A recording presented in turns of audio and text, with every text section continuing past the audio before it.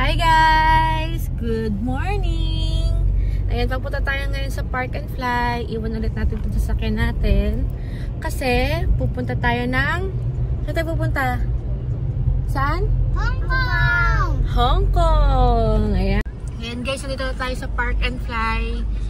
Process lang natin yung reservation natin. Nagpa-reserve na kami prior. Mga mid-June pa yon.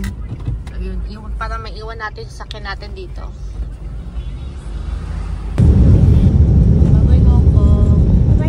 Hi guys! Ayan, nakuha na natin si Tressing ngayon. So, pauwi na talaga tayo ng Manila, ng Bulacan.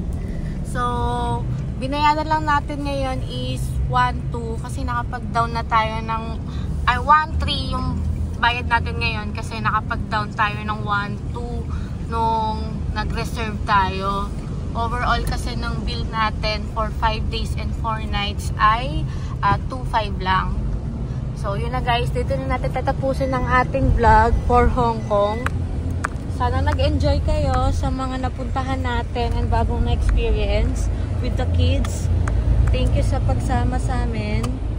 Super nag-enjoy naman sila sa experience nila. First out of country, first ride ng cable car, ng tram, ng double deck bus, yung live show ng Disneyland, yung parade. Ayun, so lahat yun wala dito sa Philippines kaya sobrang ganda at ang talaga na experience, unforgettable.